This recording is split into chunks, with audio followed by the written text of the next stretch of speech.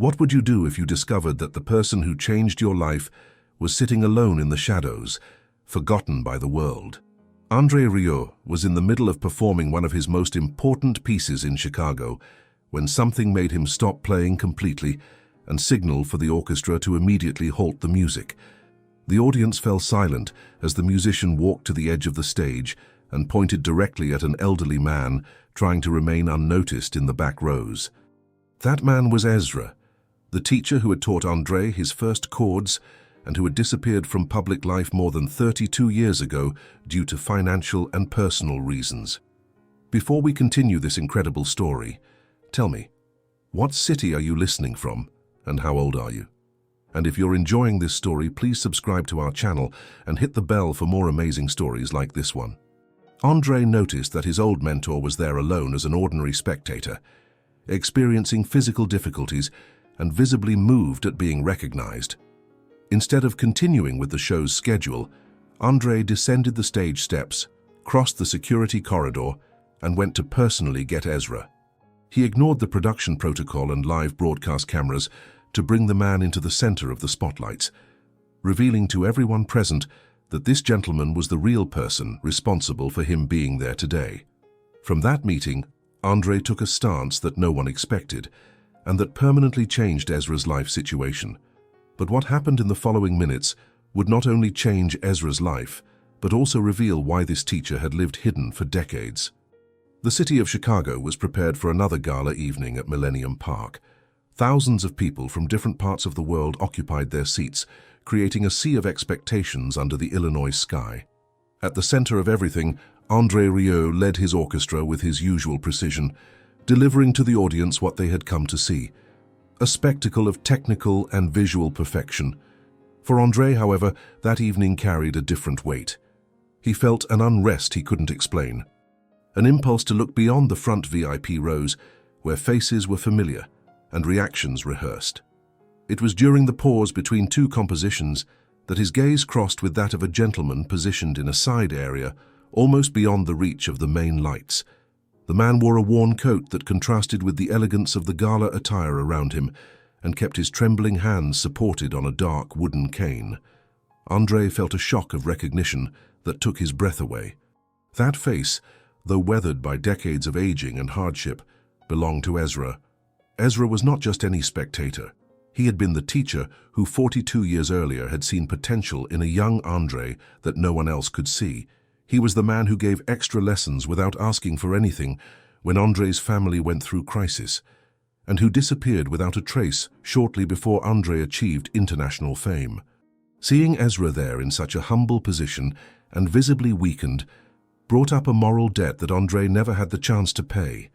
The concert that had been following the strict script of the production was about to be interrupted by a gesture of gratitude that no one in the audience could predict. André's heart beat harder as he looked at the old man. Memories flooded him like waves crashing against rocks. He saw himself as a 12-year-old boy, his small hands struggling to hold the bow correctly, and Ezra with endless patience correcting every movement.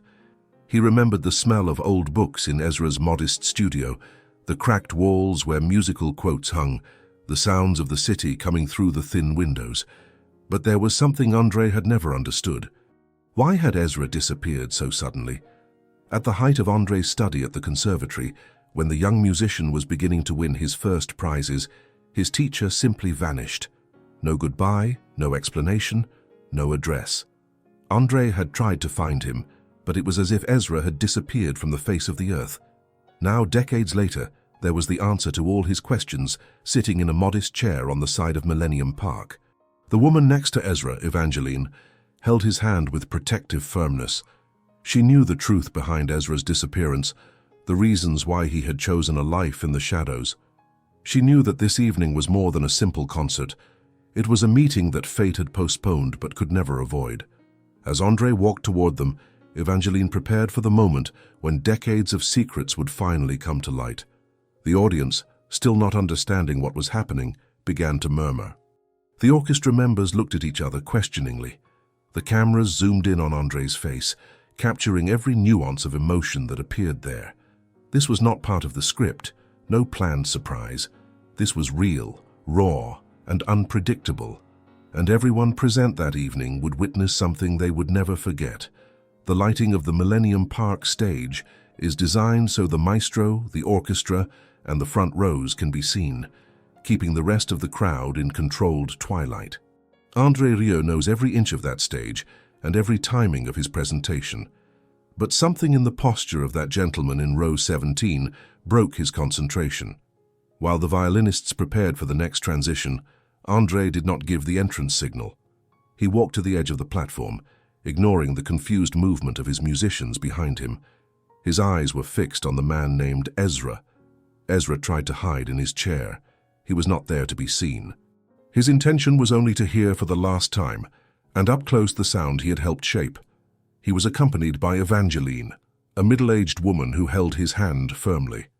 Evangeline knew who that man on the stage was, but Ezra had always forbidden any attempt at contact with his former student, out of a mixture of pride and shyness. For Ezra, André's success was a closed chapter of his own life, a completed work that he preferred to observe from a distance without interfering or asking for favors. André felt a lump in his throat. He remembered the small classroom where Ezra spent hours correcting his bow hold. Ezra was a strict man, but with quiet kindness. When André's parents couldn't pay tuition, Ezra invented excuses about non-existent scholarships just to continue training the young man. He sacrificed his own career in smaller orchestras to dedicate himself to teaching. And André knew he never would have reached the conservatory without that solid foundation. The silence in the square began to generate a murmur of doubt. The television cameras broadcasting the event to millions of homes focused on André's face. He was not smiling. His expression was one of shock and seriousness. He handed his violin to the first violinist, a gesture that never happens during a live performance, and descended the wooden steps leading to ground level. The security personnel, led by Marcus, hesitated. They had strict orders to keep the perimeter of the stage clear, but André's determination was absolute. He walked through the central aisle past celebrities and authorities who looked at him without understanding what was happening. André didn't stop until he reached the row where Ezra was. When he stopped in front of the old man, André saw that the teacher was crying. "Master," André said with a voice only captured by the microphones close to the audience. Ezra tried to stand, but his legs no longer had the necessary strength. André bent down and embraced him, a gesture that broke every protocol barrier. At that moment, the great master of the waltz was once again the 12-year-old student. Evangeline quickly explained to André that Ezra was experiencing serious health problems and that treatment was too expensive for the small pension he received. He lived in a rented attic on the outskirts of a neighboring town, alone, surrounded only by old sheet music and memories. The man who had taught the world to love violin through his most famous pupil was living in extreme poverty. André looked at Ezra's hands, the hands that had guided his own, and noticed they were rough and cold. He knew then that the concert could not continue the same way. He had to do something that would show everyone who the real giant in that square was.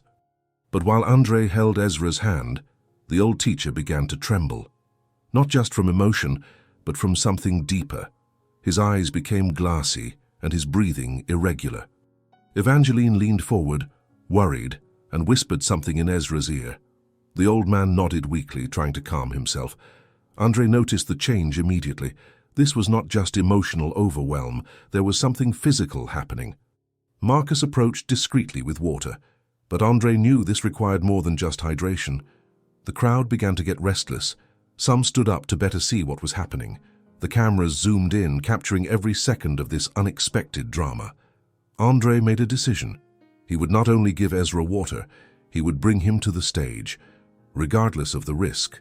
But first, he had to understand what was happening to his old teacher. He knelt next to the chair and looked Evangeline straight in the eyes, asking without words. Evangeline's face tightened. She had known this moment would come, but not so quickly. She opened her mouth to speak, but Ezra grasped her wrist, shook his head. Not now. His eyes pleaded, not in front of all these people. André felt the tension between them, the unspoken secret that hung in the air. He understood that whatever was going on, it was more than just health or poverty. There was a story here, a story that Ezra had kept hidden all these years. Marcus returned with a wheelchair. André helped Ezra stand carefully, supporting him while the old man found his balance. The crowd applauded spontaneously, thinking this was part of a planned surprise. But for those close enough to see Ezra's face, it was clear this was no act. This was a man struggling with more than just his body. He was struggling with his past, with secrets he had buried, hoping they would remain buried. As André began pushing the wheelchair toward the stage, Ezra whispered something only André could hear. It was 3 words in English, spoken so softly they were almost lost in the murmur of the audience.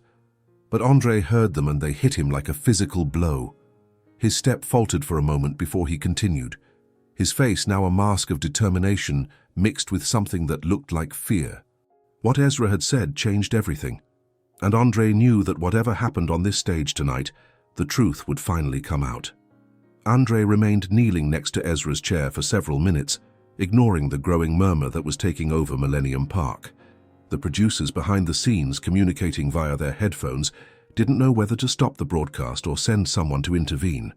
Marcus, the logistics manager, signaled that the cameras should keep their distance, realizing that what was happening there was real and not part of the entertainment script. For the audience, those minutes of silence and physical closeness between the star and the unknown man were incomprehensible. But for André, it was as if time had gone back 42 years. He remembered a specific afternoon in a harsh winter when his hands were so cold he couldn't hold the bow firmly.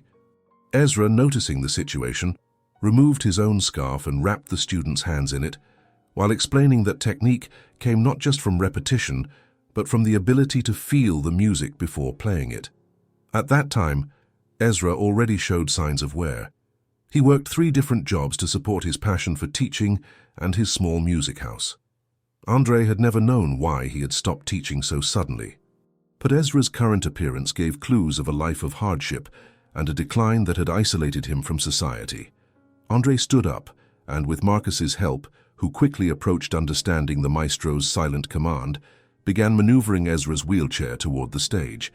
The audience began to applaud, initially timidly and then with more force, although they still didn't know the man's identity. Ezra shook his head negatively, visibly embarrassed at being the center of attention. But André held the back of the chair with a firmness that allowed no refusal. Upon arriving at the foot of the side ladder, André noticed that Ezra looked at the stage with a mixture of fear and reverence. For that teacher, that platform was the place of the gods of music. A space he had prepared others to occupy, but which he had never felt was his right. André called 2 stage assistants to help lift the wheelchair. He wanted Ezra on top next to him, before the orchestra and the crowd. When they finally reached the stage level, André took the main microphone again. His breathing was heavy and he tried not to hide his emotion. He presented Ezra not as a guest, but as the man without whom the Johann Strauss Orchestra would never have existed. He briefly told how Ezra had sacrificed his own stability to ensure that young talents had a chance. As André spoke, the orchestra musicians, many of whom knew the maestro's youth stories, began to stand one by one as a sign of respect. Ezra, now sitting next to the maestro's podium, looked at the shining instruments and at the lights that slightly blinded him. He saw André's violin, the Stradivarius worth millions, resting in the hands of the first violinist. André approached the instrument, but before taking it back he made a sign to Celeste, his assistant. He asked her to get something specific from his private dressing room, an old leather case that he carried on all tours but never opened in public. The premise of a decades-long kept secret was about to be revealed, and the audience, sensing the seriousness of the moment, fell into absolute silence. But just as Celeste turned to leave, something unexpected happened. A man in the front row stood up and shouted something in English. André turned around, surprised by the interruption. The man was middle-aged, dressed in a formal suit, his face marked by anger. He pointed at Ezra and shouted again, his voice louder now. The audience turned to look. Murmur spread like wildfire. Marcus moved quickly, trying to calm the man, but he pushed the security guard away. He shouted something about money, about debts, about betrayal. André's face went pale. Evangeline, still standing at the foot of the stage, gripped the railing, her body stiffening. Ezra closed his eyes, his head dropping, as if he had known this moment would come. The man kept shouting, now in clearer English, so more people could understand. He claimed that Ezra had swindled him, that he had borrowed money and never paid it back. He accused Ezra of destroying his family's music school by luring students away with promises he couldn't keep. The audience was shocked. Some looked at Ezra with newfound suspicion, others at André, waiting for his reaction. André stood there, caught between the past and the present, between the man he had treasured as a saint and the accusations now being hurled at him. His hand trembled as he held the microphone. He looked at Ezra, searching for an explanation, a denial, something. But the old man didn't open his eyes. He sat there, a statue of shame and sorrow, waiting for the judgment that seemed inevitable. It was Evangeline who finally spoke. She climbed onto the stage, her voice clear and strong despite the trembling in it. She addressed the accusing man, then the audience, and told a story no one had expected. The money Ezra had borrowed, she explained, had not been for himself. It had been to pay for medical treatment for a young student who suffered from a serious illness. Ezra had given everything he had, and when that wasn't enough, he had borrowed money. But the student had not recovered, and Ezra, crushed by guilt and debt, had exiled himself from the music world he had loved so much. The accusing man hesitated, his anger tempered by confusion. Evangeline continued, revealing that Ezra had worked for years in factories and cleaning companies, using every cent he earned to pay off his debts. He had paid back almost everything except to this man because he couldn't find him. The man's face changed from anger to discomfort. The audience, which had first been shocked, now began to look at Ezra with sympathy instead of judgment. André felt a wave of emotions, anger at the accusations, sadness at Ezra's suffering, and something else, something deeper, admiration. His teacher had not only sacrificed music, he had sacrificed everything for the principles he believed in.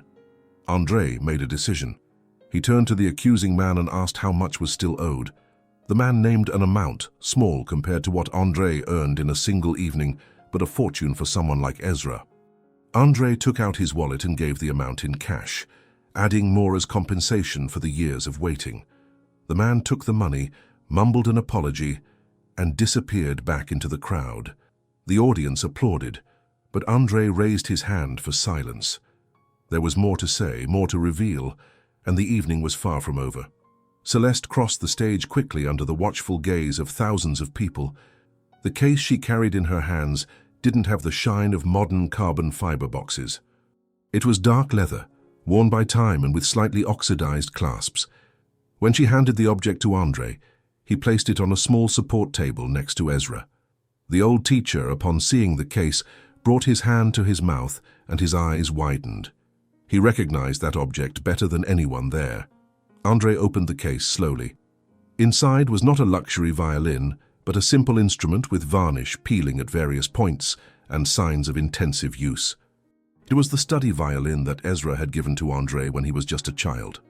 At that time, André's family didn't have the means to buy their own instrument, and Ezra, claiming he had a violin he wasn't using, lent it to the student.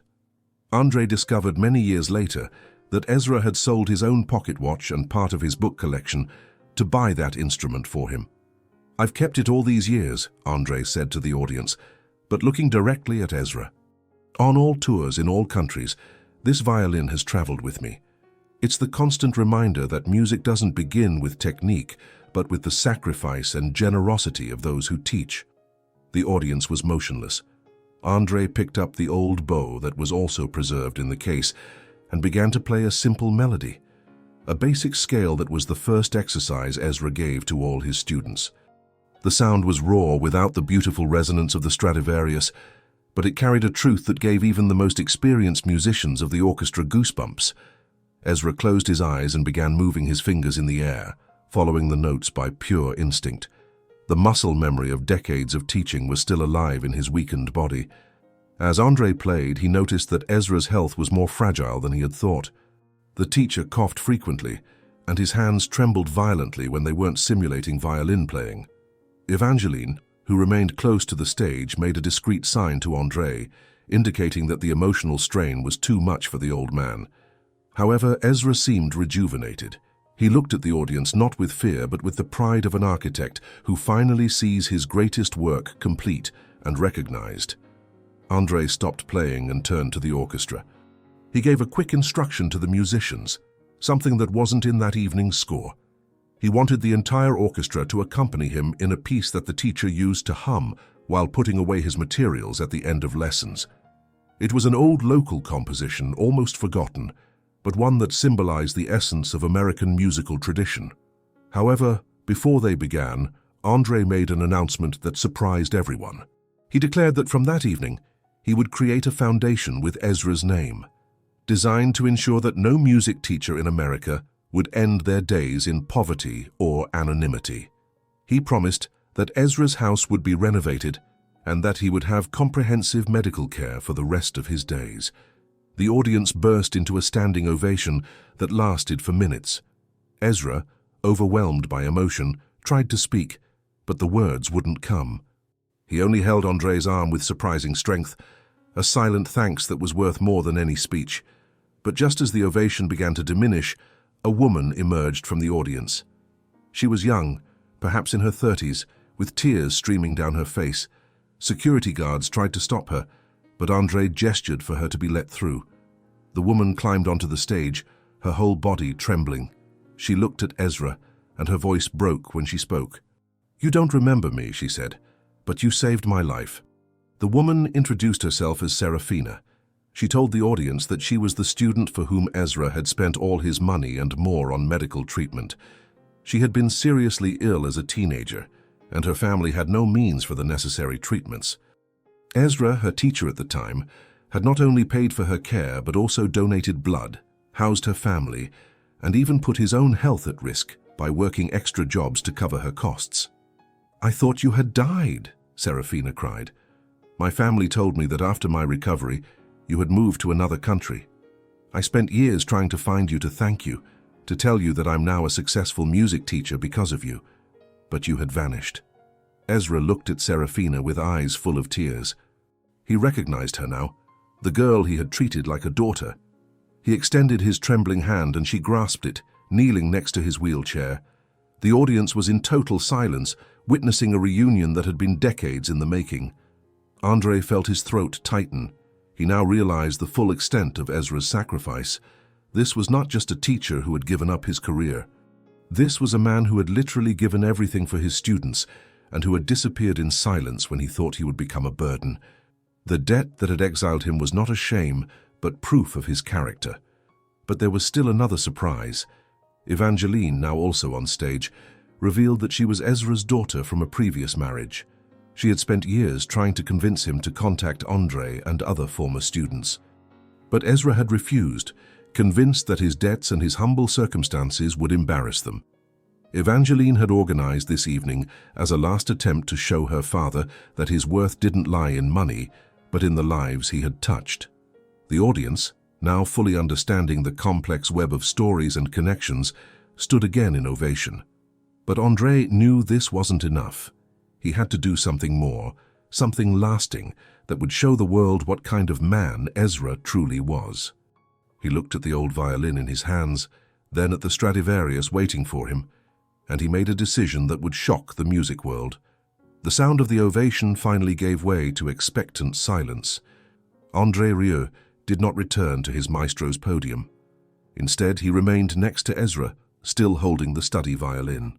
He made a sign to the first cellist and the wind instruments, and without the need to read sheet music, the musicians began to improvise a soft bass for the melody André had announced. It was a simple folk song, but one that carried the identity of the streets of America, the same music Ezra taught his students, so they would never forget where they came from. While the orchestra filled the air with delicate harmony, something extraordinary happened. Ezra, driven by a sudden burst of adrenaline or perhaps by the power of nostalgia, extended his trembling hand toward the old violin André was holding. The audience held its breath. André, understanding his teacher's intention, positioned the instrument with extreme care under Ezra's chin. The old man no longer had the straight posture of before, and his fingers were deformed by age and the cold of poorly heated houses where he had lived. But the gleam in his eyes was that of a young master. With effort, Ezra positioned the bow over the strings. The first sound that emerged was a dry scratch, a note that failed under uncertain pressure. However, no one in the audience laughed or moved. André placed his hand on Ezra's shoulder, giving him the physical support he needed to stabilize. On the second attempt, the note came out clear. It was a long and vibrating A that seemed to hover over Millennium Park. Ezra began to play the main melody of the folk song. It was slow, almost a whisper, but carried an emotional charge that no technical virtuosity could replicate. The musicians of the Johann Strauss Orchestra watched with tears in their eyes. They were used to millimeter precision of world tours. But what they saw there was the soul of music in its purest form. Ezra was not playing for the crowd or for the cameras. He was playing for André, as if they were back in that cold classroom 42 years ago. Every movement of the bow was a final lesson about resilience and the dignity of the artist, regardless of financial situation. However, the effort was taking its toll. Ezra's breathing became loud and his face paled under the strong stage lights. Evangeline, watching from the wings, took a step forward, concerned. André noticed the immediate decline in the teacher's energy. He carefully removed the violin from Ezra's hands before the old man completely lost his strength. Ezra sank softly into his chair, exhausted but with a smile of satisfaction he hadn't shown in decades. He had played on a real stage for his people, recognized by his most brilliant student. It was at that moment that Marcus approached with a more comfortable wheelchair and a blanket, preparing for Ezra's withdrawal to a quieter environment. But André would not allow him to leave without one last tribute. He asked that the main spotlights be turned off, leaving only a focus of light over Ezra. André then turned to the audience and asked everyone to turn on the lights of their cell phones or light their lighters. In seconds, the square was immersed in a sea of starlight, symbolizing the thousands of lives Ezra had indirectly touched through his teaching. Ezra looked at that immense luminous expanse, and for the first time that evening he cried openly, knowing that his legacy would not be buried in oblivion. But as Ezra looked at the thousands of lights, something unexpected happened. Part of the audience began to sing. It wasn't coordinated or planned, but spontaneous. They sang the folk song Ezra had just played, their voices uniting in a powerful choir. The sound swelled, filled the square, echoed against the historic buildings of Chicago. It was a moment of pure collective emotion, a recognition of everything Ezra had given and what he meant to the community. André stood there, overwhelmed by the beauty of the moment. He had led thousands of concerts, had played for kings and heads of state. But this was different. This was not a performance. This was a celebration of the human spirit, of the power of sacrifice and love. He felt humble, small, compared to the greatness of what his teacher had achieved without fame or wealth. Serafina, still on stage, joined the singing, her voice strong and clear. Evangeline did the same, her hand still holding her father's. One by one, the orchestra members began to sing along, setting aside their instruments for a moment to participate in this unique experience. The entire Millennium Park was now a living organism united in song and light. When the song ended, there was a moment of perfect silence. No one wanted to move. No one wanted this moment to end. André looked at Ezra and saw that the old man's eyes were closed, but there was a peaceful smile on his face. He had received his recognition. Not through fame or money, but through something much more valuable. The love and gratitude of those whose lives he had touched. Marcus began to carefully push Ezra's wheelchair to the side of the stage, ready to take him to a quieter place. But before they left the stage, André stopped him. He had one more thing to do, one final gesture that would change everything. He turned to the audience and made an announcement no one had seen coming.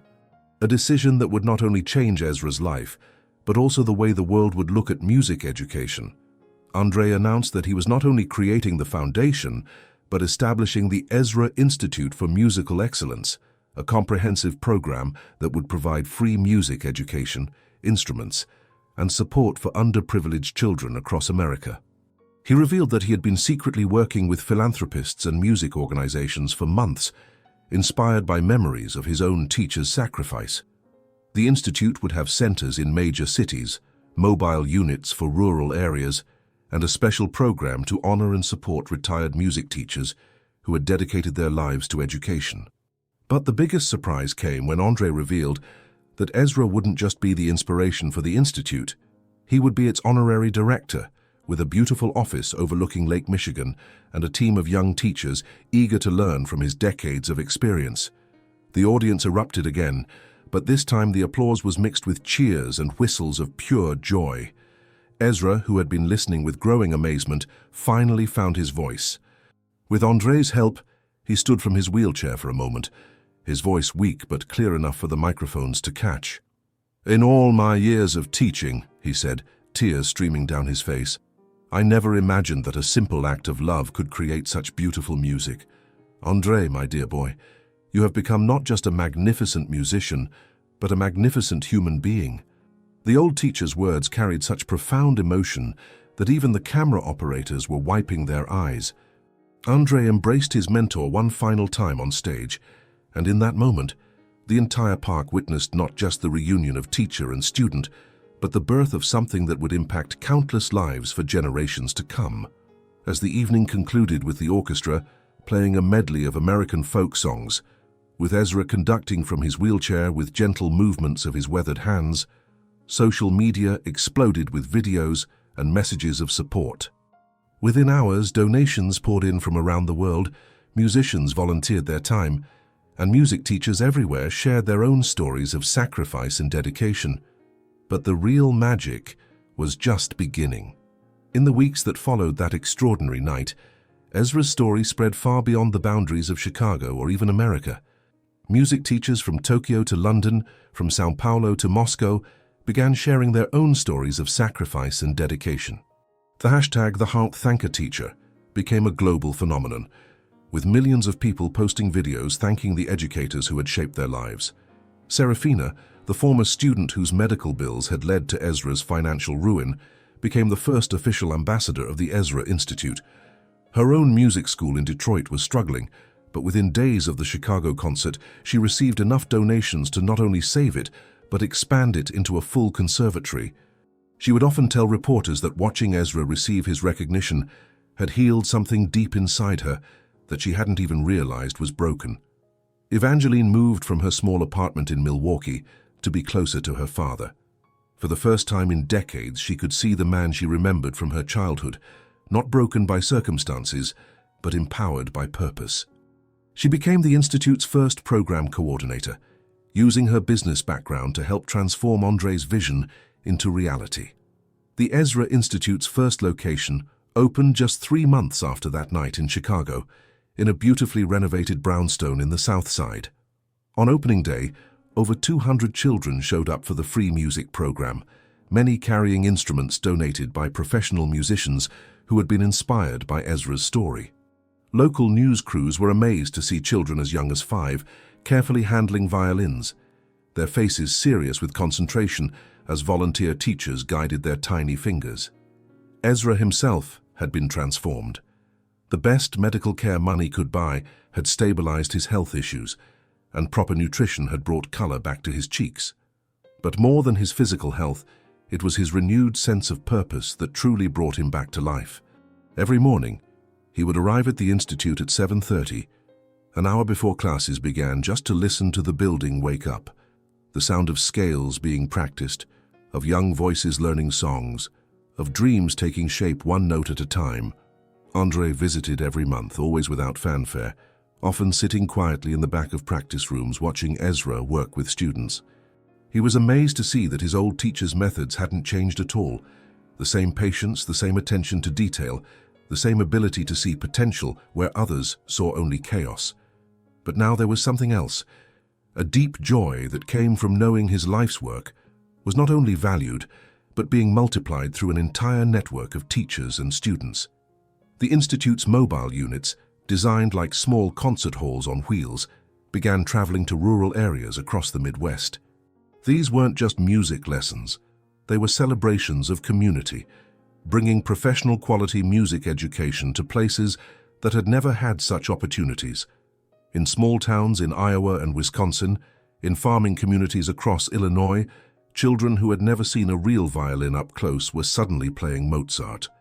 One particularly moving moment came during the Institute's first annual gala exactly 1 year after that night in Millennium Park. André had invited Ezra to conduct the youth orchestra. 60 children between the ages of 8 and 18, all students who had been touched by the Institute's programs.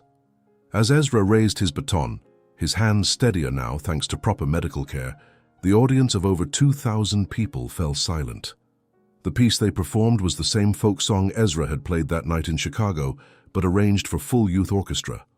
As the music swelled, filling the concert hall with a richness that spoke of hours of practice and dedicated teaching, there wasn't a dry eye in the house. In the audience sat dozens of music teachers, many of whom had driven hundreds of miles just to be there, just to see proof that their sacrifices mattered.